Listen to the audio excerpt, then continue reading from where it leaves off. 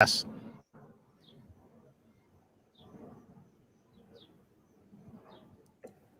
Okay, go.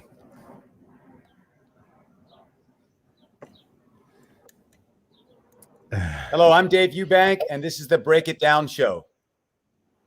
We've got about a 4 or 5 second lag with David, and he's in Burma. So we're going to give him a pass on that, and we're just going to have some quiet time for anybody watching or listening to the show. That is why, and we'll get by with that. With us today as co-host is author, professor, R-rated Thomas Sowell, Wilfred Riley, who joins us. And I want to give Will a lot of room to talk because he's got a hard out in about half an hour, but you're part of the Free Burma Rangers, David. It's incredible what you guys do, a faith-based organization that goes out and provides help in the most dangerous places in the world. I mean, you were talking about the villagers that are near you being mortared recently and how their spirit is not broken, and you guys go there not to provide combat support, but to provide medical training and a variety of other things. Can you just talk about the basic mission of the Free Burma Rangers and where people get information so they can get up to speed on that, and we'll go from there.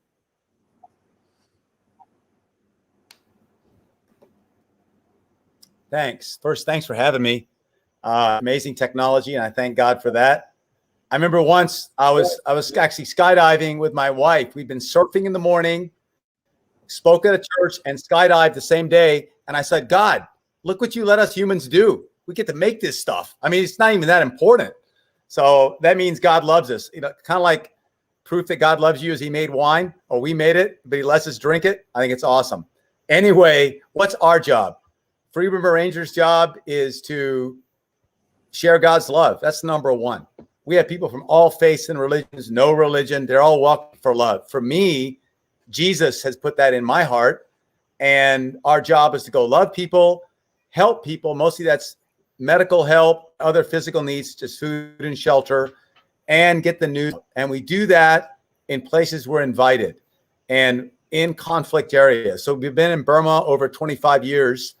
We also have been in Iraq and Syria over 5 years. We have teams there right now. We've been to Sudan a few years ago. But we're a small little organization. We have about 100 ethnic Burman relief teams in the different conflict areas of Burma. Burma's a 72-year civil war.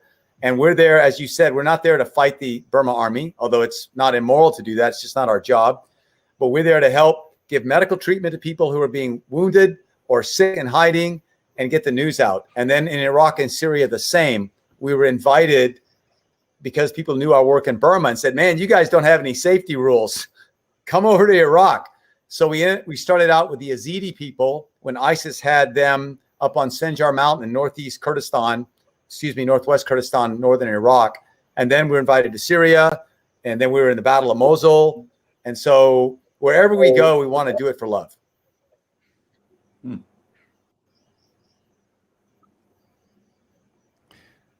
The Yazidis come from Sinjar. I've been up there. I've worked in Mosul.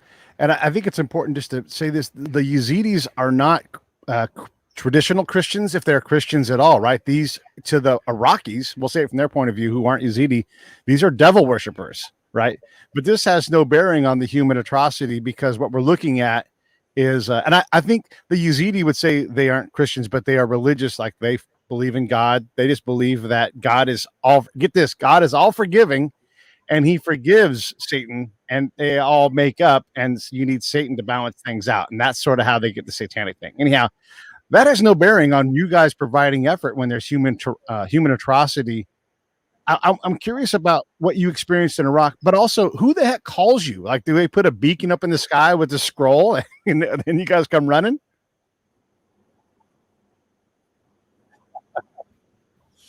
No, we're tiny. And I was a Ranger officer in the U.S. Army. I was in Special Forces in the U.S. Army. Before that, I was a missionary kid growing up in Thailand. Thai is my first language. I grew up hunting with tribal people. So we have different friends all over the world that know us from different ways. And in terms of Burma, there was people, my parents are missionaries in Thailand right now. My dad's 91, my mom's 89. They've been here 61 years in Thailand. And so people know them. So back in 1993, there was a tribe in Burma that wanted help, met my parents and said, send your son. He's a soldier. we're at war and we need Jesus. And your son is trying to follow Jesus. We heard that. And that's how it happened. So my wife and I went. It was like, you ever seen the movie Mr. Bean? Like, we're Mr. Bean. My wife's not, but I am. And we got married in Malibu, California in 1993, and we went into Burma. And then we were doing that about 20 years. And a friend of mine who works with a big non-governmental organization said, we need help in Sudan, not South Sudan, but Sudan proper, because the Sudanese armed forces are bombing every day people in the Nuba Mountains, and no NGO will be at the real front line. They'll be back, but no one will go to the front line. Can you go? We'll arrange it. We prayed. Okay, we went.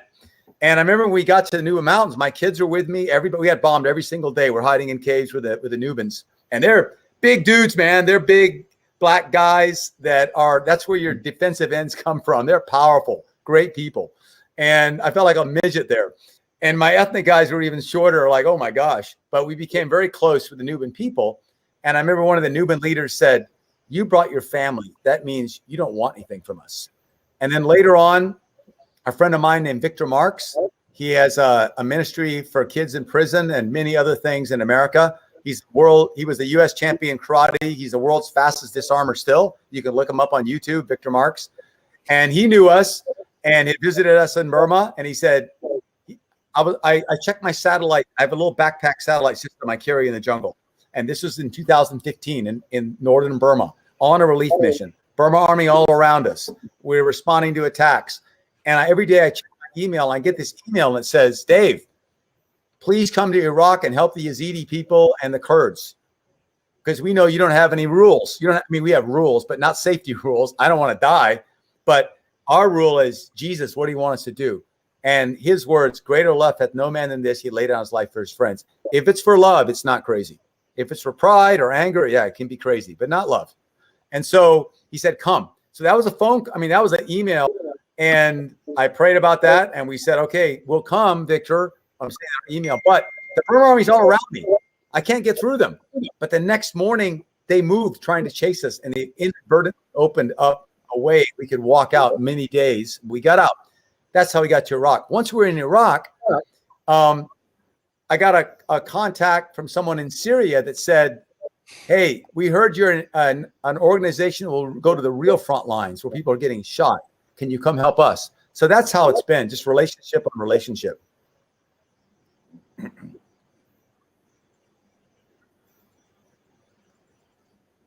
So when you talk about relationships, how would someone become a free Burma Ranger? I guess more usefully, who are the people in the group? Are these ex-military guys, or are these people from all around the world that have joined up? Who's kind of on the team?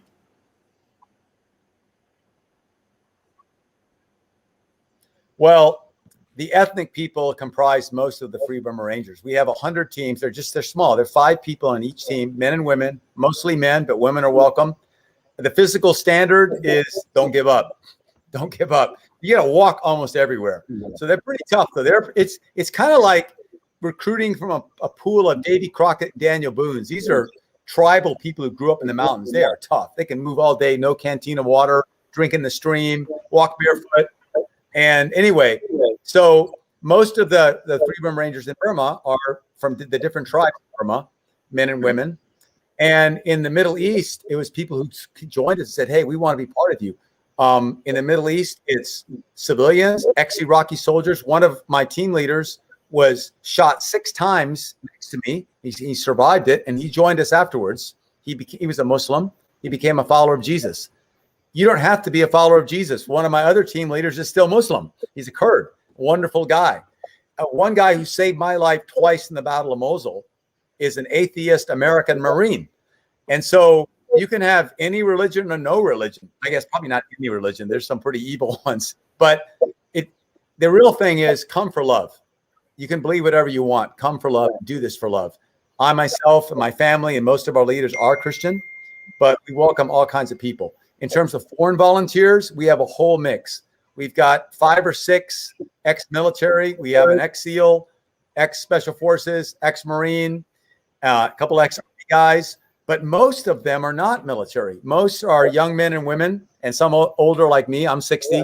that are doctors, are artists, are journalists, and go, I feel like God's called me to do this. So when someone emails me and says, hey, I want to be a Free Burma Ranger, the very first thing I say is pray, see if God wants you to do it. I mean, we're just one little tiny thing, and then come over and visit. And then they usually send a little resume, and we like having doctors, we like having people who can make videos, because our job help people and get the news out. But we'll take anybody. But it's physically demanding, and it's war. It's a war zone. So it's a little like being in the army. You got to follow orders, because that's how war is. It's boom, boom, boom. And also we're not just independent actors doing whatever we want. When we go to Iraq, we're under the authority of the Iraqi army. With the Kurds, we're under the authority of the Kurdish government. And so we put ourselves under their authority, and we don't just freewheel it. And then we try to augment and support whatever they're doing. Turner, executive producer and host of the Break It Down. Go ahead, Will. Ask any questions you want. Yeah, sorry, the time lag was getting a little confusing with the three of us. One of the things that I keep noticing is that you mention faith a lot, your own faith in Christ, faith in general for most of the members of the group. And there's been a whole dispute in what you could broadly call the NGO sector about faith-based and non-faith-based organizations and who gets funded by the different Western governments and so on. What role would you say that religion plays in what you do? I mean, for you, would this be possible without the religious backing? What's your take on that?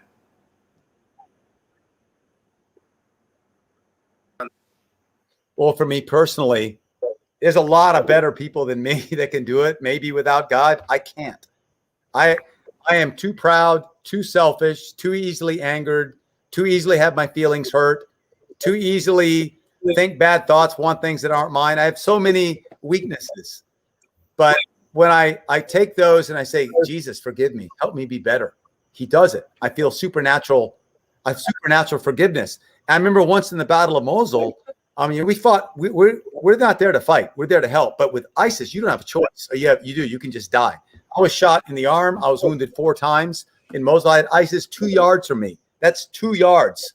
And they shot my friends. I lost 30 friends there. I lost one of my teammates. 4 of my team were wounded. So we were in some very close combat with ISIS. I never hated them until they killed a kid next to me that was my friend. I mean, they killed lots of kids. I saw that and I cried and it hurt me. And I was angry, but I did not hate. Hate is different than anger. But when they killed this kid that was close to me, it's hard for me to talk about without crying right now. Something changed. And I thought, that's it, man. Justice. I'm going to kill every one of these guys. I'm going to share the gospel of Jesus with people who need it. I'm going to get food and medicine. We're going to keep doing our humanitarian work. And in between, I'm going to hunt and kill ISIS. Not because I'm Superman, because I'm not, but because it's just wrong. I can't live with myself killing these kids.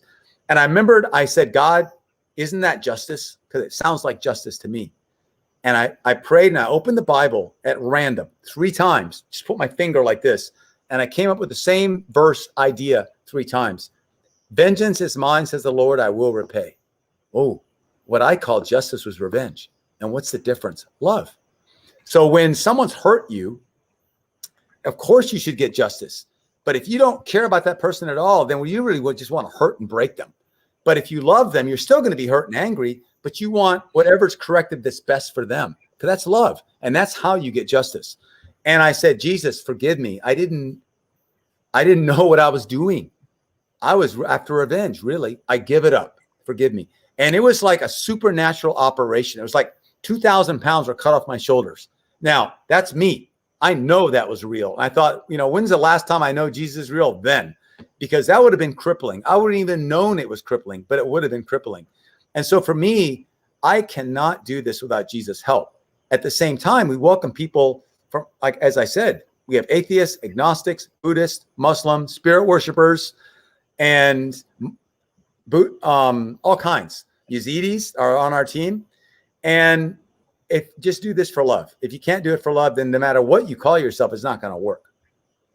And in terms of funding, we don't get funding from the U.S. government. We would love it. I'd take it all they want to give.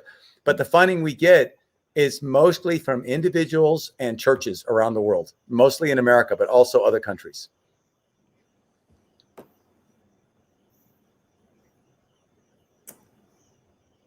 Pete, you got a question? I'm going to let you do as many as you want. Okay. So sounds good. One other question, when you talk about the government doesn't fund you guys, the government doesn't necessarily take a position. If I can ask, what's the legality here, the structure? Does the U.S. government have any say in where you operate? I mean, you mentioned the Kurdish government had to give their yes to you guys coming in. Who has to make that call? Does Iraq have to say they can come in, and America have to allow you to, or do you operate as freely as possible?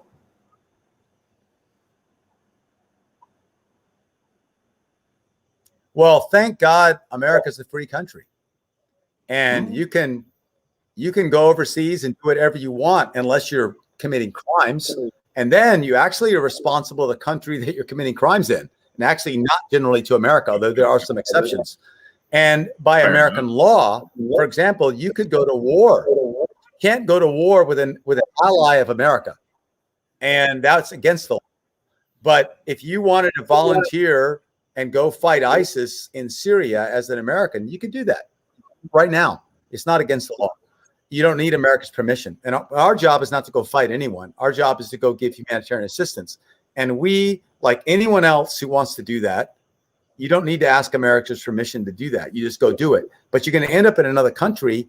And at some point, you're going to need their permission. Once they figure out what you're doing, you're going to need their permission. I don't just want their permission. I want to be in a friendship with them. It's their country. It's not mine. I want to help. And so like when I show up with the Iraqi army, I mean, the way it happened with the Iraqis, we were already with the Kurds and we got to know them. And of course, when they first meet you, they're like, who are you guys, you know? And I remember when they first met us, the Kurds first met us, my son was there and he goes, oh, you brought your son, your most precious thing. I give you my most precious thing, my country. I trust you. Wow. Okay. I told him what we do. I was trying to talk that we're professional. We have good doctors and medics where we can be of service. And I was telling him all this, and I thought I made an okay impression, and they were going to use us somewhere in the front line. And as I got ready to walk out, I just felt God in my spirit say, pray. Oh yeah. Okay. And I said to the Kurdish general, can we pray? And he goes, of course, we're Muslims. We believe in God. He said, Americans believe in God? I said, yes, a lot of us do. He goes, oh, that's good. We thought you didn't believe anymore. I said, I believe, and a lot of Americans do. And I said, all this gear out here that we brought, medical supplies, trucks, that's paid by Christians. They believe. And then I felt God say, get on your knees. I was like, get on my knees. I'm talking to God, like, in my mind, get on my knees. I'll look like a Christian nutcase. Get on my knees. And I felt God say in my spirit, are you afraid of me or these guys? I'm like, well, I'm afraid of you a lot more than I am of people. I respect your God. We're just people. And I got on my knees and I prayed. I felt like an idiot, but I just thought, no, I'm going to surrender to God. And I just prayed on my knees. And then I felt peace. When I stood up, the Kurdish general, through a translator, shook my hand. He said, I have no idea what you said, but I saw what you did. You respect God like we do. You have our trust. And then when I met the Iraqi army later, we were asked by a big NGO to deliver food in the lines because the NGOs couldn't do it because of the heavy fighting, and we could. We had no rules against that. And when I first met the Iraqi general, what I said was, I'm under your authority. I've got 2 armored vehicles, 4 thin skins, 2 ambulances. My family's over here. They're not going to be in the fighting. They're going to be back taking care of kids. I have these 3 really good medics here. They're all yours. I got $100,000 cash. I mean, that's really what I have. And together we got to figure out how to spend it. I'm not holding nothing back. It's all yours. And that's how we operate. It's remarkable because when you look at this kind of tempo and what you're doing, and by the way, your family's in tow. When you say that, we're not talking about a bunch of rugged football players. These are kids with you and your wife. They're really there with you. It's remarkable. You guys should definitely watch the movie. I've got the ad. Just type in Free Burma Rangers documentary and you'll find it. Buy the movie because that's a good way to support these guys, and you'll see what they do. But you have your kids there, and I wanted to make a note on faith too. You're dropping to your knees in an Islamic world. Their religion is based on surrender. Ours is based on faith. They're based on surrender. When they see you go to your knees, I mean, if that's not God guiding you to cross-culturally communicate, I don't know what it is, right? It's remarkable that you constantly say, and then I prayed, and you're looking for counsel from your spirit. And if nothing else, If someone wants to be atheist or whatever, you're slowing down to be their better version of you. The more evolved version has the second or third response. There's plenty of atrocity of you seen where you should lose your mind and just want to go on a rampage and kill these people. Can you talk a little bit about the ethnic violence and what sorts out, who's in and who's out, who's dead, who's alive, who gets punished and who doesn't, and what does that equal on the ground? Because the ground truth and what we know that Burma sometimes is called Myanmar. There's some red things or rouge. I don't know. Anyhow, there's all this stuff we don't know, but the reality of the atrocity, the ethnic problems. Talk about that.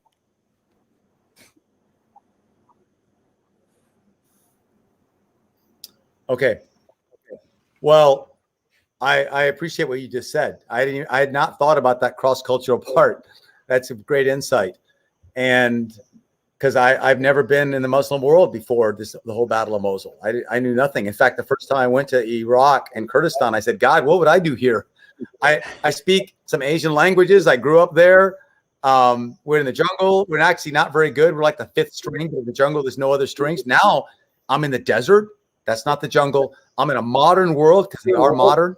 Like, what good could we do? I don't speak Arabic or Kurdish, and I'm new to Islam. So God helped me a lot. And I love these people. I really saw the courage of the Iraqis. And you were asking about Burma. So Burma is a country of 70 years of civil war between the Burman majority, which is about 60% of the population, and then a multitude of other ethnic groups, which comprise about 40%. But after England relinquished Burma as a colony after World War II, it went right into civil war. The Burmans trying to dominate the ethnics, which has been going on before the British came. And it's has been a long war, thousands of years, actually. And so it hasn't stopped because there's never been a real democracy in Burma. And there was an attempt at one starting in 2015, led by a woman named Aung San Suu Kyi, who's a leader of democracy movement in Burma. She won a Nobel Peace Prize. She's now arrested again. And then as she gained a little bit too much more power to the military's like, on February the 1st this year, 2021, they did a coup, removed her, and arrested hundreds of her party, and the military took complete overt control. They really already had control. They took overt control, and then they've killed almost 900 people in the streets, men, women, and children right now, and 200,000 ethnic people where I'm at in the mountains are displaced, hiding in the jungle, 200,000. Now, over the years, over 1 million have been displaced, but right now, just this last few months, 200,000. So they did airstrikes against us and shoot and kill people. But it's not over. The people haven't given up. The people in the cities haven't given up. And there's a new unity between the ethnic Burmans who don't like the government and the ethnic minority people. And we're in the middle of that. So we're doing three things. We are giving humanitarian relief to the ethnics in the mountains. We're helping some of the people in the cities escape. We're part of the network of that. And we're also helping train some people in the cities in medical and information and communication. And that's what we're in. But in terms of what the Burma Army does, they do some of the same atrocities as ISIS did, as the Nazis did, murdering, raping, torturing. But it's important to know the distinction, I think, between ISIS and the Burma Army. They're not the same. The Burma military is like a big mafia. In other words, they don't just go out to kill just to kill. They don't have any religious idea. They just want to control the power. They're greedy. They're afraid of anything that threatens them, and they'll kill you if you get in their way. But they don't have any ideology, unlike ISIS. And so it's like a mafia, slow, low-intensity conflict, 70 years now, and it just keeps going on.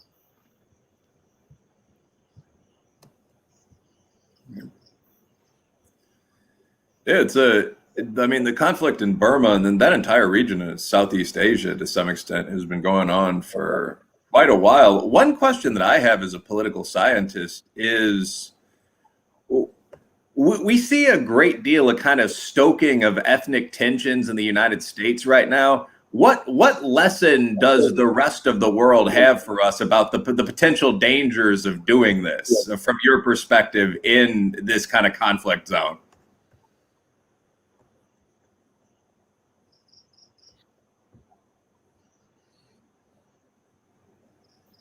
Yeah, I think that's a great question, and Lord Jesus, help me answer it and all the questions in your way, and bless these men that are running this show tonight. In your name, amen. And any listener too. Well, the first, as you said that, the first thought I had was tribalism.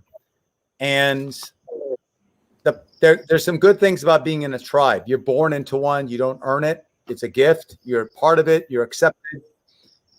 There's some bad things about that, though, too. And because it can be like, okay, whatever happens within the tribe stays in the tribe. And whatever the tribe does wrong, no one else can punish it. And so one great thing about America, I remember reading about a guy named Chamberlain, and he was a Union officer. I'm a Southerner. I was born in Texas, grew up overseas. I'm definitely a Southerner. And I have ancestors who fought in the Confederacy. In fact, one of them was Governor Easley, who fired the governor of South Carolina, the first one to secede, that fired on Fort Sumter.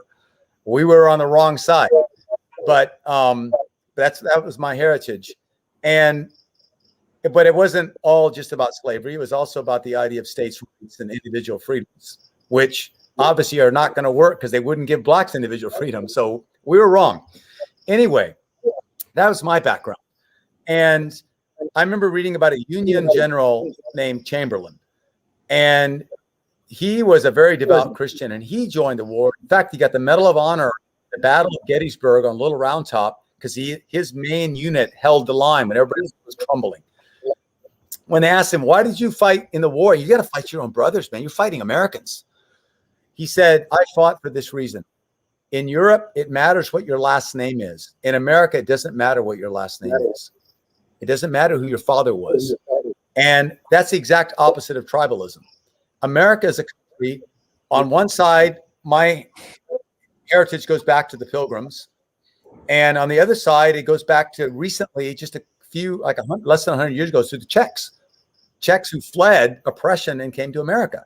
And I remember my grandmother, who could easily have spoke fluent Czech and everything else, decided not to. Not because she was ashamed, because she wants to be an American. And American first, Czech second. That's what made America work, is that we came together and realized we're all equal value. We all have different backgrounds. We all have diversity. We all have different ways of expression that we should be able to keep and use. But those are second to working and living together. Those are second. We're a new people now. We're not better, but we're new. And whether I'm black, white, brown, from whatever country in the world, our country and our Constitution gives us the same unalienable rights. And we've had to fight for those. We've made a lot of mistakes, and it's a constant work. But the moment we say, no, it's my group against your group, well, then we're like every other tribe in the world. It feels good for, in your little circle, but it doesn't work. The whole society will break down.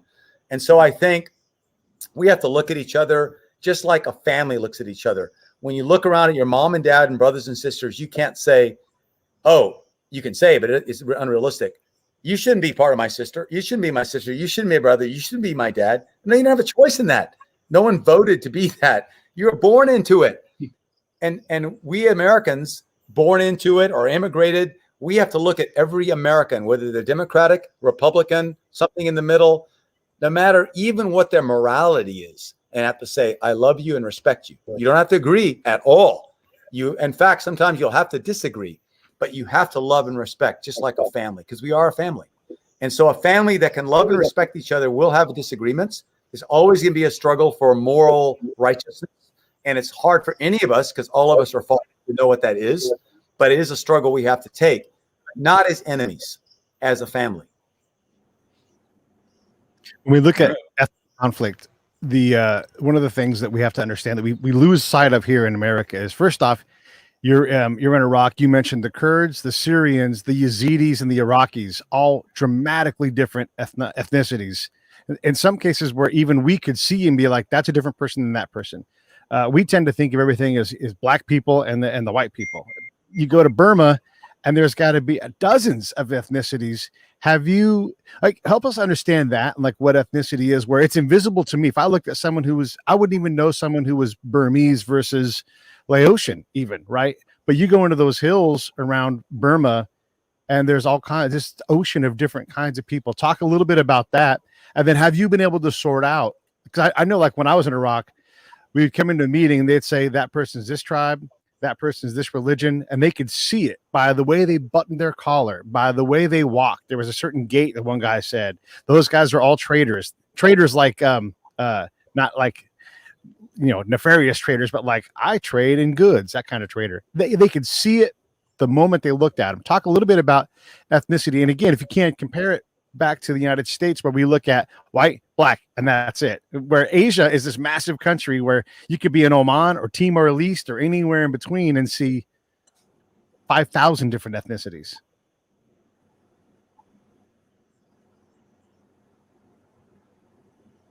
Yeah. And I think the first thing I'd like to say about that is racism is alive and unwell and an evil all over the world. And it's not limited to black and white. In fact, black and white is not an issue where I'm at. There's brown and brown. And the brown people from this tribe hate the brown people from that tribe. And you saw it in the Middle East. These are Arabs fighting and hating Arabs. So it's a false line to say, oh, this racism is between this color and that color. No. If you look at Burma, there's over 100 tribes. Many of them do not like each other. When you look at the main Burman population, the dictators attacking the ethnics, they're both brown skin. They hate each other. So I like what Alexander Solzhenitsyn said. He was the Russian dissident who spent a long time in the gulags in communist Russia. And he said, the line of good and evil is not between nations, groups, races, and people. It's in the human heart. It's in the human heart. And he went on to say, in the worst evil, most evil person, there's always still a shred of good and an opportunity for more. And in the best person, there's a shred of evil and the opportunity for more evil. That's human. And so here in Burma, you're right. We have all these tribes and they're all basically brown, so to speak. But that doesn't mean they like each other. It's a constant work.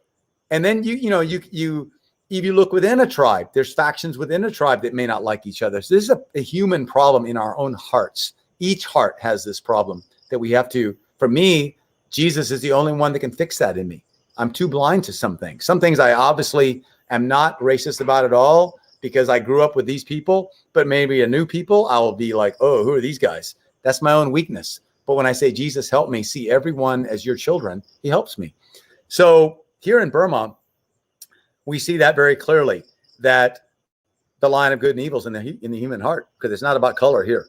It's the same colors hate the same colors, but there are different. And like you said, you've had a lot of experience in Iraq, and I'm learning there now. Yeah. Oh yeah. That guy, because of his name, he's a Sunni. Because of the way he said this, he's a Shia. Because of this many prayers, he's that. And in Asia, I can tell because I grew up here, the difference between a Lahu and a Karen, a Shan and a Aka and a Thai and a Burman, I can tell like 90% of the time. And so can they. But, to us, when they look at us foreigners, I think we all look the same. Yeah, one of the problems with race as the answer is it's an emotional answer, and the culture starts to break down, and there's a lot of, and this is what I learned in Iraq and Afghanistan working there, sitting, because like you, David, I got to go out front, right? So I would go out with patrols and I would interact with the locals and try to understand and bring that reality back to the commander, right?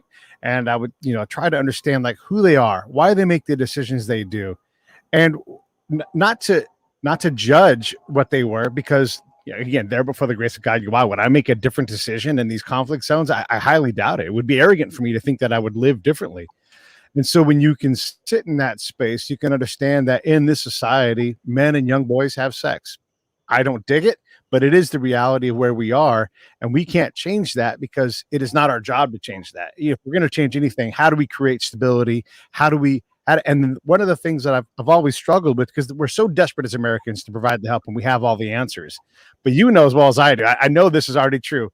You guys do not have the answers. You have to go there. You have to talk to that Iraqi general. You have to build trust. And when they're like, oh, if we only had $10,000, we could solve this one problem. Or if we only had, and you're like, well, I have that tool, but you can't give that tool because you don't know what to do until they tell you, like, this is and I know you'll appreciate this.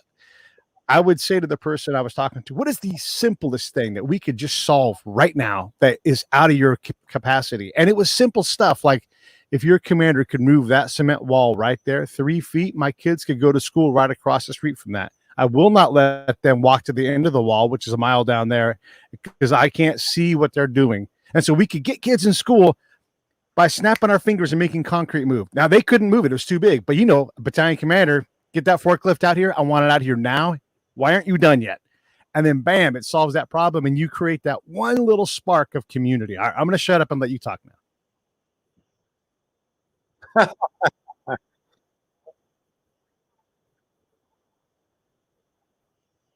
I love that story. I love your commander, and thank God for you as well, and your love and your attitude. You're a great American ambassador, and I think that's right. And I'm going to copy you. What's the one thing we can do? What's the first we can do that can help? And for me, when I look at, I'm not sure this was your question or where you were going, but I think about there's kind of three ways of helping people, or three results, or three methods of development. One is you introduce something that they've already tried, it'll never work, and they're way ahead of you, and you're going to waste your money trying.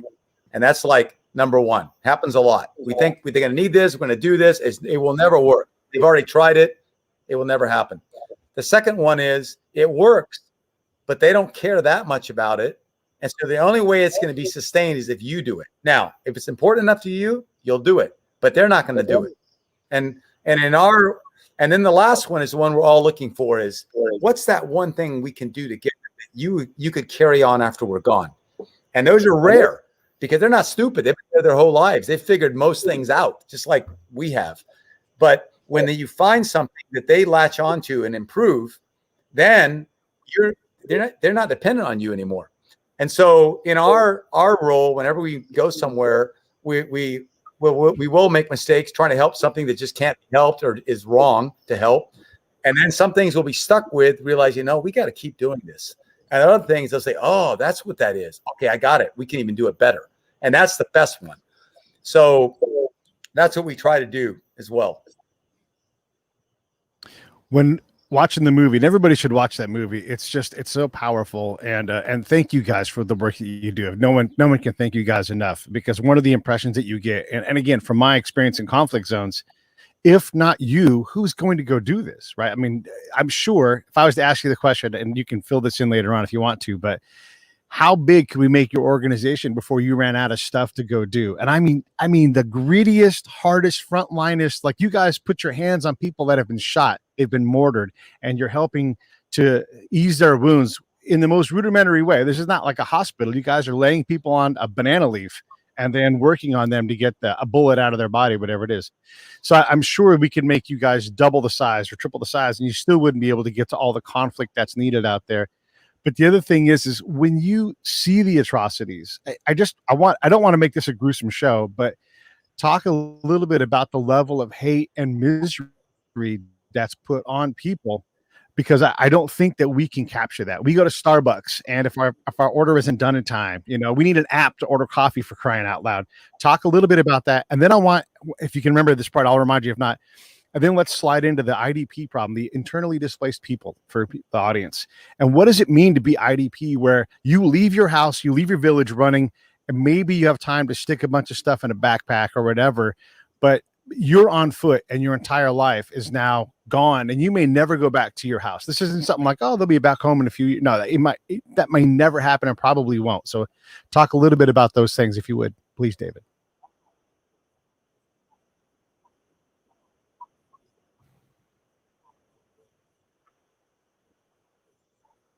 Yeah, I'll start with the IDPs, internally displaced people.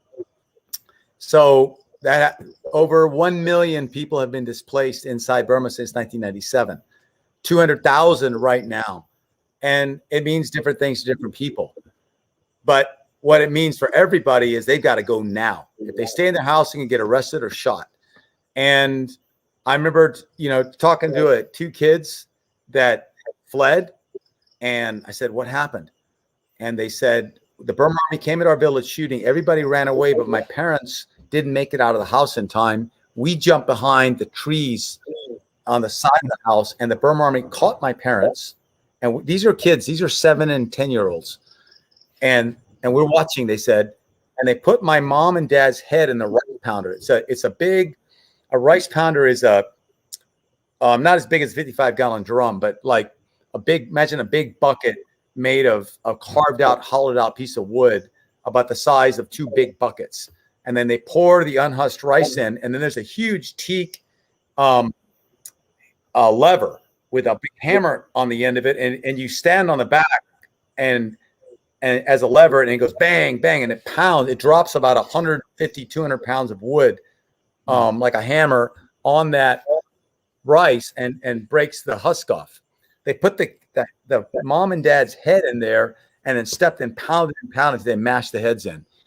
And the kids watched this and hid in the trees thinking they're next. And then they finally escaped. But when the Burma Army goes through a village, often, then they'll loot whatever they can and they'll burn the whole village. And then once it's been burned, they'll put landmines around in case anybody ever wanted to come back to terrorize them. So then the people who don't come back or have fled, they've fled over, like, say, 2 mountains. Maybe they're only 10 miles straight line, but they've walked like 30 to get there. And they think they're kind of safe. They're in a little valley. There's a little trickle of a stream. They've carried grandmother who had a stroke, and you've got to carry her now. And she was comfortable in her house, but now you got to carry her in the jungle. They got mom who's got malaria and dad who was shot on the way out, and he's bleeding and, with a broken leg, and he's hobbling along. And you get down, there's like 200 people from this village in this narrow little stream of thick jungle, and you dare not clear too much in case someone sees you, and you're drinking out of the same place. Then it starts to rain. You don't have a shelter. You got to quickly try to make a shelter. Hope you have the right leaves. Babies are crying. There's not enough food, only whatever you could carry on your back. And there's no 911 to call. There's no police to call. There's no Supreme Court to go to. There's no National Guard to come help you. There's no Delta Force, Navy SEALs, U.S. Army Rangers going to come save you. No, man, they're going to hunt you down and kill you. And you're like, God, where am I? Do I count? What happened to this world? I was trying to follow you, and you let these evil people. I think that's how people feel. I felt that. And that's the life of a displaced person. And then if they survive there, they'll wait until they'll go back maybe a few weeks and go, is the Burma Army still around our camp? I'm in our village. And if the Burma Army builds a camp in the village, you can never go back. I was just at a village where the Burma Army built a camp about 1 kilometer away, a little less than a mile away from the village. And the people who lived below that camp could no longer live there. They get shot. And then we were out trying to plant rice. This lady came to plant rice, and some of the rice fields were visible from the Burma Army camp. So the Burma Army would shoot at people in the rice fields. They shot at this old widow running around with a machine gun. They're shooting at her, and almost kill her. This happened 4 or 5 days ago. And I heard her story. I heard the shooting, actually, and she came to us, and I heard the story. My wife and kids are doing a kids program in the village. And I said, I looked, and it started to rain. And I said, look, it's raining. The clouds have come down. We'll help you plant your rice. She said, no, they're going to kill you. I said, well, there's no other rice field for you, is there? She says, no, that's the only way we can get food. We got to plant this year. We'll help you. And we prayed together, and we went out, and my family, my team stayed in the woods with the widow, because I didn't know what would happen. I said, let just 5 of us go out first and see if we can start planting under the guns of the Burma Army. They won't see us because of this rain and mist. And then if it works, you guys come out and join me. And we went out there, and just when we got to the rice field, the rain stopped, the clouds lifted, and there's the Burma Army. They opened up on us. Machine guns, pop, pop, pop, pop, pop, pop, pop, pop, rifle, bang, bang, bang, bang. We almost got shot. Everybody, even my wife and kids, had to jump down into this little stream bed. Bullets everywhere. And then they stopped shooting, but they couldn't see us. And we prayed, what are we going to do? We can't go out there. We're going to get killed. We can't just leave. So we prayed. I crawled out, and as low as I could, as slow as I could, with a kind of camouflage tarp thing over me, like a poncho, and trying to look like a big clump of dirt, and planted just a little bit. That's all I could get away with, and came back and thought, wow, man, this is a horrible life. It's tough. So we gave that widow enough money to buy rice from another village for a year, and we prayed with her. But we found out, then we had to go to another village. We found out later that night, she said she took courage from that. And she got her neighbors together, and they went out at night with no lights in the rain, and they planted that whole field under the Burma Army camp. And then they crept back. And so now for the Burma Army to destroy that crop, they got to come down to do that, which is not easy because the villagers will shoot them. Even though they'll probably lose, the Burma Army will lose some people, and they don't care to die for oppressing villagers. So that's the life of an IDP. Very tenuous. And school, how are you going to go to school? and what's your future? I remember in an area of Karen State, I was in Duplia District, 6th Brigade. We call it Central Karen State.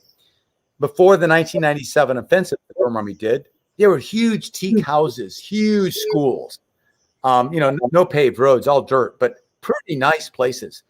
Every single one of those was burned. All the family heirlooms destroyed. Animals slaughtered. Got to start all over again. So these are things that displaced people face. In terms of what we've seen, we've seen a lot of horrible injuries and dead. I think some of the worst are in Iraq, watching, seeing, I didn't watch it happen. I came there right afterwards. A woman is dead next to a wheelchair. Her husband is slumped over dead in the wheelchair. And I looked around. There's 4 wheelchairs with guys dead in them or women dead in them, and their spouses trying to push. They're also dead. And this is a street. It's in actually some of this is in the documentary that we ended up rescuing this little girl off the same street, the only living kid at the end of it. They killed 150 people. And I remember looking at there was a baby laying down in swaddling clothes, like a month old, a bullet hole through her head. And the mom looked like she was 19, sprawled out behind her, also a bullet hole in her head. They shot one, then the other. I've had dads come to me with a kid shot in the head saying, "Can you save my kid? Can you save my kid? He's already dead." Of course, I try to help. I just cry. We can't. He's been dead. So these are horrible things we see. But, in the midst of that, I like this saying because it's true. When a sorrow is shared, it's divided. When a joy is shared, it's multiplied. And I remember in Syria, when one of my closest friends, a Kachin tribesman from Burma named Zhao Sang, was killed right next to me by the Turkish military, which is a whole other story. They were supporting the jihadis in the invasion of northern Syria, which is a tragedy. Anyways, he was a cameraman. He was killed next to me. We worked on him in the hospital, in the Kurdish hospital, and couldn't save him. Hour and a half we worked on his heart, electric shocks, adrenaline, everything you do in an American hospital. And finally, the Kurdish surgeon, who was a Muslim, put his hand on my arm and said, "Is it enough?" And I said, "He's dead, isn't he?" He said, "Yes, he's dead. He's been dead since you brought him in. But we worked on him because we love you and we loved him." And, I started to cry, and we all cried, but we cried together. And then when we did the funeral for Zhao Sang in Kurdistan, 3,000 women came out crying for him. They didn't know him, but they know who he was. He was a young man from Burma that came and was willing to give his life for them. He didn't want to die, but he's willing to risk it for them. And they were crying for this guy. And I remember just feeling sad, but my burden was lifted a bit. And that's what happens, I think, with all of us, in America as well. When someone's happy, join them. When someone gets something great, praise them. When they're crying, cry with them. This is what it means to be human, really human. Again, from my time and my experience, I'm drawing from this, but we're working in conflict zones, so it's the same kind of thing. And my job was largely non-lethal, even though I had weapons and I had a platoon, if not bigger, with me. My job was to interact with people and figure out what was going on so we could do a better job. When you're out there, not every day is combat. There's a lot of beauty. There's a lot of joy in these things. I know I did when I was a kid. We went to Merida, Mexico, and visited with a long time, probably still there in some regard, missionary family. And then we went out to the further out into the Yucatan to a place called Quimbala, and we did some missionary work as a kid. It spent like 3 weeks, the whole summer when you're a kid, but it was 3 weeks, 3 precious weeks, and I learned so much from that time about being in service of other people. But when I think about the need to go out and interact with people at their level, just to see what they're going through, so you can understand where the help is. Again, preconceived notions a plan is. Look, you're precious with your plan, but you don't know until you get there. You must have so many circumstances where you've encountered someone you never would have met otherwise. You just go out and you start acting, you start doing what is obvious, even if, again, it's the smallest little simple thing. But how do you know what to do next? How do you train your people on surrendering a lot of this stuff to Providence and saying, we're going to go here, we're going to be helpful, and that's what we're going to do. We don't know what that means. I can't pre-brief you on this because I'm not there, right? I mean, I know, like, I had a basic mission set and basic question set, but I had 15 question sets that I would ask. Maybe I'm talking to a farmer. Maybe he wants to talk about politics. Maybe, and I've got to transition that's my spy work, right? That's what I do and go out and do. But talk a little bit about how do you know what to do and how much pre-planning can you actually do? Maybe my technique is totally wrong. Maybe yours is better. Like, oh no, we got a whole PowerPoint. It always works this way.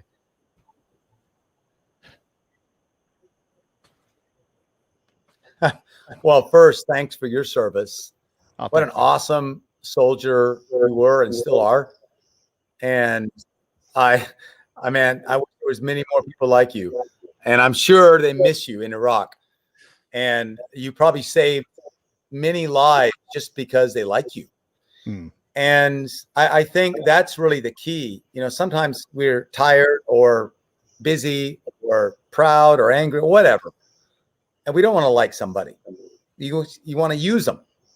We're never told use people, but that's what it comes down. I remember one guy briefed me. I said, what's your job? My job is to go in first and find out who I can leverage and how I can shape the environment. I thought, that's just using people. And people are not stupid. They're going to figure that out really fast. Why don't you just say, my job is to make friends?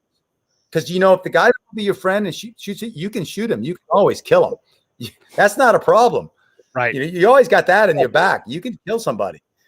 Especially you're in an American army, you're in conflict, you're allowed to do that. But that's not your main job, man. Make friends. Because once someone's your friend, not only will they do those things that you asked for, they're going to do things you didn't even know to ask for. But if they're not your friend, you're going to have to pay them a lot to do a couple of those things, probably poorly.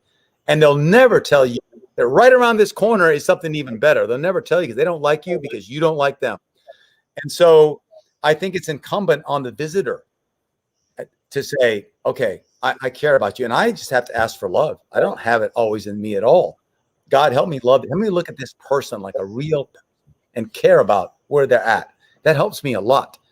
And there's a tendency inside me to want to brush that off, get to the point, get the job done, no time for this other stuff.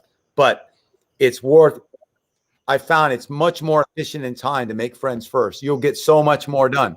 And you can't make friends unless you have love. You got to really want to like them. And I remember, I thought God taught me this where I was going through a difficult country for a mission. Well, it was China. Not easy country to go do some things in that we needed to do. And I was so focused on my mission, get over here, that when I landed at the airport, I suddenly realized, Dave, that immigration officer is also your mission. Really. God's bigger than all this. If he wants to get it done, he's going to get it done. So don't treat people like obstacles or tools or whatever. Treat them like people. And I remember I just stopped and looked at the guy in the eye and smiled. And most of the time, you have a new little friend right there. And it never slowed or hindered my work at all.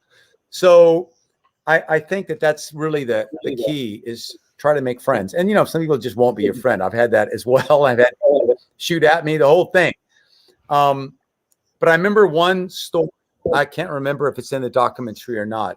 I wrote a book. It's in the book. The book is called Do This for Love, Free Burma Rangers in the Battle of Mosul. It's in the book. But it was right after the we were in Kurdistan 2016 before the Battle of Mosul, but it was the beginning of the offensive against ISIS, the counteroffensive to push them out. This was October 23rd, I think, 2016. And the coalition was fighting strikes. The Kurds were attacking. We were in a place called Faisalia outside a town called Bashika, which is east of Mosul, and liberated it. And ISIS were killed and the people were cheering. But one of the airstrikes had killed a group of ISIS, but the next bomb had killed an entire family by accident, total accident. And the U.S. did phenomenally great work being careful. I mean, people who criticize the U.S. have no idea how much care people had, and emotionally they cared about not hurting civilians. And so much so that sometimes we were pinned down by heavy fire and we couldn't get an airstrike because the American commander didn't want to kill one civilian. It was very impressive. But accidents happen, especially when ISIS puts themselves right next to a family, which was this case. This whole family of 8's killed. But when your family's killed, they're killed. Doesn't matter how. They're dead. And there was a group of men, about 200 men, with these 8 dead bodies, and they were mourning. And my translator, I said, "What's that?" And he told me. I said, "Oh." And he said, "Don't go there, Dave. This time I was an American with the Kurds. There weren't any American soldiers there. You're an American. They're going to kill you." And I remember thinking, yeah, it might be disrespectful for me as an American to go there. Then I stopped and I prayed, and I thought, no, you're an ambassador for Jesus. You go. That's right. You're also now an ambassador for America. You're an American. You're responsible, at least indirectly. So I prayed. I had an AK-47 and magazines. I had a pistol. I took everything off, my hand grenades. I took everything off, gave them to one of my guys, and then asked my translator to come to me. I took the pistol. I stuck it down my waistband under my shirt where you couldn't see it behind my back because I'm a chicken. And I walked up to this crowd of people, and they looked at me with just hate, and they could see I was an American instantly. And I began to apologize. I said, "I bet that pilot had no idea. He probably has kids. And if he knew he killed his family, he'd be sick in his heart. I mean, I'm sorry. I know it's a mistake. And Americans, we're going to help you." And I kept saying, I'm sorry. And they just looked at me, full of sorrow and bitterness and anger. And nothing changed. And I just prayed, "What do I do, God?" And I got on my knees again. And I raised my hands in the air and I said, "I'm really sorry. The only thing more I can give you is my life. I have no time to ask my wife and my 3 kids for their permission for me to give my life away. I can't, but I'm going to give it to you. It's not worth those 8 lives. It's only 1. But I've got a Glock behind my waistband. You can pull it out and shoot me. I will not resist. That's all I can give. That's all I can give you." And all of a sudden, I felt these 2 strong hands pick me up. By this huge Iraqi picked me up and hugged me, crying. He was the brother of the family that died. And he said, "We don't hate you. We're not going to kill you." I started to cry. And the whole attitude changed. And the sorrow was still there. But they knew we were sorry and we were brothers. And we ended up getting money to help the family. And we're being able to report that directly to the U.S. government, which very quickly responded and paid, which again doesn't bring the kids back, but it's the best they could do to admit the mistake and pay. And then we put a playground there later on in honor of those kids.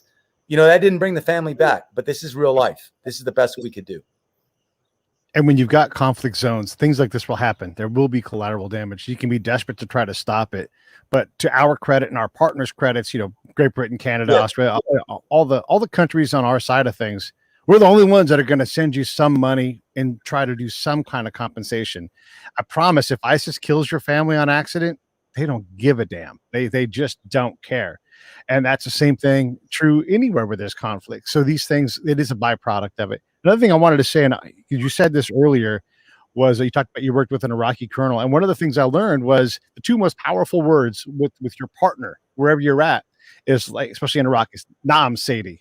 Yes, sir. Basically, you're a colonel and you're talking to an Iraqi general. You are subordinate to that person as a partner. You are the person who's trying to instigate change. And they look at you and they go, "Colonel, you just say exactly like you would say to your boss in the States. Yes, sir. I'll get it done." And the thing is those things, when you've built that trust, when you understand their problems, they're not going to ask for the world. Will there be some corruption? Of course, there's not enough stuff there. Any money that comes in is going to get funneled out to deal with something, right? There are so many problems. You just can't be precious with money. I'm not saying you waste it, but you don't control where the need is. And I promise the person who gets it is going to need it. They're going to need more than what you got. So that's one thing to say. But usually most of the things that I saw that were solved were small things. And when we were at our best with the Army, which wasn't very often, we would look at the governor, we would look at the general and say, like, what is your plan? The full plan. And then how do we do as little as possible to help you? And when you need our help, it's specific help. And again, it's not multi-millions of dollars. It's, can you bring water here? Again, another story from Afghanistan. We had farmers and they were talking about, like, what's the simplest thing we can do today? And they're like, what's a problem? And we could use help with. And they're talking to their governor now, which is remarkable because they don't normally do that. They're like, we have a rutted road. We're trying to bring our crop in. And if we could just get that road fixed, that'd be a win for the government and we would love it. And so the governor looks at the Army captain and says, you need to fix that rutted road with your front loader that we had. We had a front loader out in the middle of nowhere, like on a mountain. And we went out and we did that. And then when I went back out to the villages days and weeks later, I would say, what was the last thing the government did here? They're like, oh, they fixed the road. It was awesome. And so we created a spark of peace and of calm. You got to do that all the time. And the other thing I want to talk about real quick was security and safety and stability are things that we take for granted. They're not the norm in the world. I've seen too much of that. They're always better at instability than us. And then the things that we want to get girls in school. You are on problem 5,000. Here, they're trying to stay alive. They can't even live in their village. They don't want to send their kids out into unknown areas because there's mines and dangers and threat. And so I learned there, and you probably have more. There's 3 kinds of security that an Afghan man was worried about. Can I go to and from work? Because if I can leave my home and go to work safely, then I'm worried about, is my home safe when I'm gone? And then if that is safe, then I can send my kids out to school away from the home and back. But if you couldn't meet those 3 elements of safety and security, it didn't matter what you wanted to do, didn't matter what briefed well. That was where the work was in that safety and security. And in a place that doesn't have stability, it's too easy as an American to let your ego get in the way and try to solve these big problems, when in reality, you're just trying to help people feel safe. And then the other thing I wanted to say, and then I'll shut up, is that the specter of the problem is always 5 times bigger than the actual problem itself. Now, I'm not saying the Burma Army doesn't kill people, but people get terrified, and it's very hard to get them to move towards a solution because they have been taught to fear for their lives. They've been taught that their friends and family are going to get killed. And even when it does calm down, it's not calm to them because there's too much damage there. You've got to spend a lot of time caring for that person, and they don't trust easily. And the last thing I'm going to say is one of the proudest moments of my military career was when I was a civilian, but I was working with the military. The Taliban said, hey, we want to see this Pete guy and my partner, Rich. And they wanted to meet us to understand who we were because we were having a lot of impact in the valley. And so the Afghans threw a party we didn't know we were going to. And the Taliban were there, but they saw us and they respected us because we weren't talking about threat. We were talking about Afghans and how do we do things their way and what can we understand? And they're like, those guys are fine. They can operate through this valley with no problem. You can always meet with them. And that, David, is, as you know, remarkable to get the enemy to say you can operate here because what you're doing, we support. Anyhow, that's a lot of stuff. I figured we'd give you stuff to freestyle off of. And again, thank you so much for coming on the show. Talk for as long as you want on those points.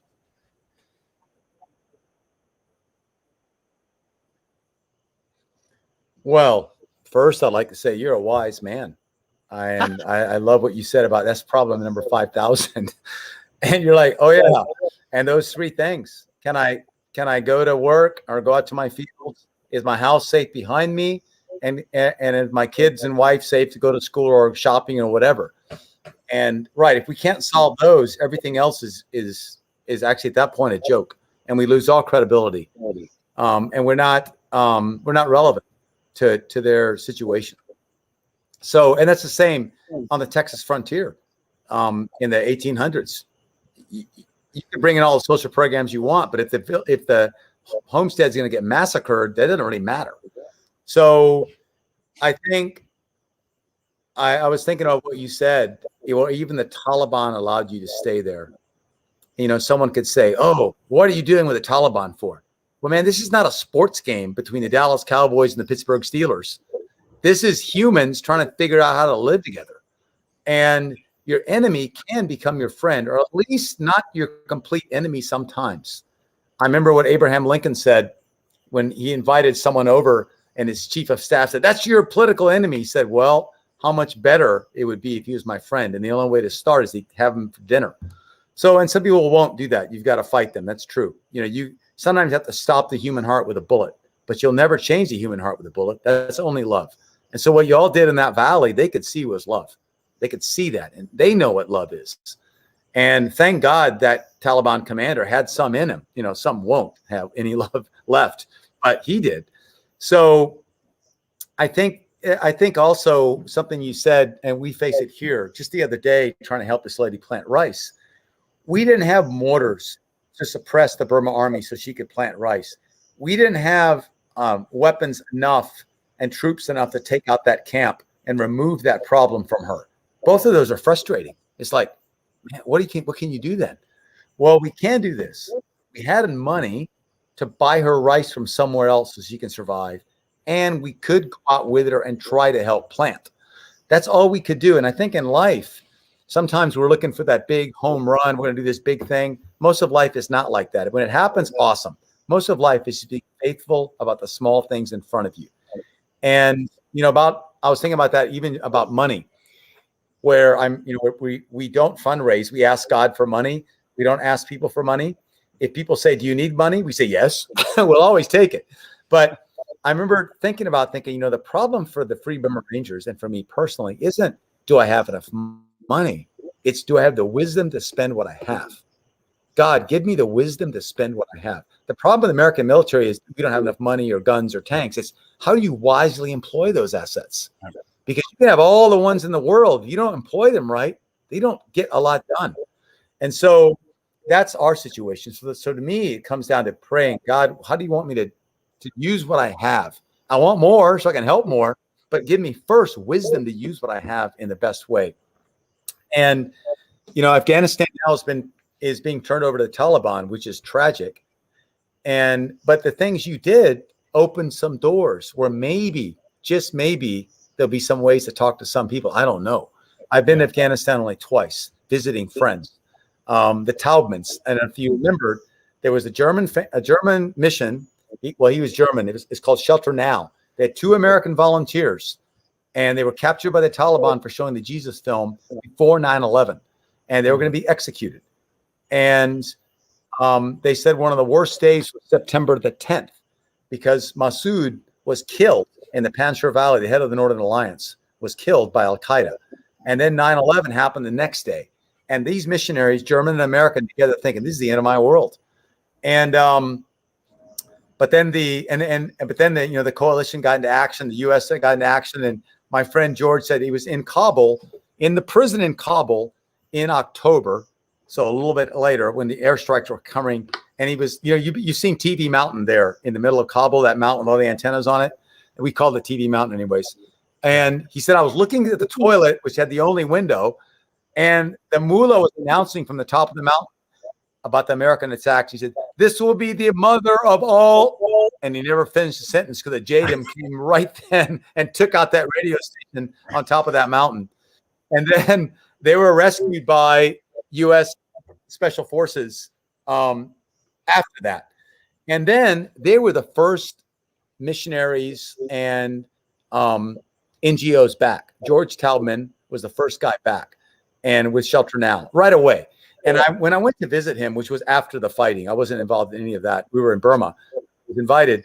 It was in 2002 or 3. I can't remember. Anyways, we went to visit him, and in Kabul. And I remember we walked up on top of there's 2 mountains right there in Kabul. We walk up there, and we met a mullah, a Muslim religious leader. And George is this big German guy with a big beard, and he's wearing a shower kameez and all that. And he's obviously, though, a foreigner, because like you said, they can tell in a second. Right. And he went up to the mullah and just hugged him. And the mullah looked at him kind of like, oh, who are you? You're a foreigner. What are you doing here? And I was there looking totally like a foreigner. Hugged him. And then he told the mullah, God bless you in Isa's name, in Jesus' name. And smiled. And the mullah could feel this guy's love and respect. I thought, wow, you can make a difference. And so I don't know the future for Afghanistan. It's not a place we've been called to go. I'd go. I don't know what we could do there, but this is where we are now in Burma and Iraq and Syria. But I appreciate what you did. And nothing of love is ever wasted. Everything of love is eternal. So everything you did there that's a love is going to go on, not just in this life, but after that. And so my prayer for the Afghan people is they can find love. Because finally, without love, democracy doesn't even work. Love has to be the key. Yeah, you're right, man. You're right. If you really could quickly close us out by telling us what's the best way to support you guys, what's the best way to get you guys to show up at your church, to show the film and talk, whatever it is that you all do. And then again, because I don't want to be the last person or the first person, I just want to keep on saying it. Thank you for what you do. It really is important work. And we have all this struggle and strife here in the nation. You realize folks are struggling to stay alive and not doing it, and still, like, as their crops fail and as they get attacked and as their people die, they still have to go forward each and every day. And you guys can't have enough help. And so if anybody is interested in helping, listen to what David has to say next on how to help and how to get involved. And just, we all need to, as I always say, We talk about the 1%. Scope the camera back. We are all the 1%. We're all so very fortunate.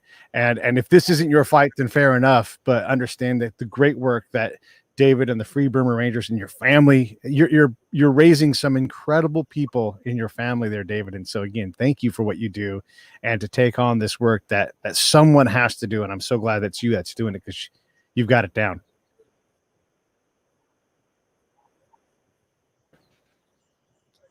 Thanks. And I mentioned my family. Well, my wife can do this. She runs all our kids program. I remember my daughter Sudan. She was, I think, 8 or 9. We were in Sudan, and she said, "Daddy, we're not just a family; we're a team." And they love it. Like here in Burma, they're racing their horses across the fields. They have a great life of freedom, and it's a blessing to be together. I don't take them right to fighting. At least I try not to. But wherever a family is, they're there, and they've really learned a lot about different cultures and how love bridges all gaps. In terms of help, I really appreciate your show, and I hope I get to meet you face to face, man. You're already my hero, and I really love to hear your experiences in the Middle East, in Iraq, and Afghanistan. And if we make it to California this year, I'm in Burma right now. I'll look you up, and love to get to know you. In terms of the Free Burma Rangers, we have a website, freeburmarangers.org. You can donate through that site directly through a little tab, or there's an address you can mail a check to. I think the most important thing is pray. Like you said, it may not be your fight. Pray and say, "God, what do you want me to do?" And it may not have nothing to do with the Free Burma Rangers. It may be about your wife and your kids and your neighbor or your husband or whoever. And another thing you can do is pray for us. And another thing is, if you feel moved about Burma or Iraq or Syria, talk to your government representative. Tell them you care. That does make a difference. I have friends who are congressmen, and they always pay attention when people take the effort to reach out to them, because they're trying their best. I guess I'll close with this one statement that a congressional friend of mine said. His name is Louis Gohmert. He said, "Dave, some of the best people in America come into Congress asking, 'What can I do?' And then somewhere along the line, many of us begin to ask, 'What can I get? What can I become?'" And I thought, and that's what goes wrong. And I thought, that's not just congressmen, that's all of us. That's all of us. Me too. Starts off with, how can I help? Or what can I get? And so I think, to me, it's, God, help me always be about, what can I do?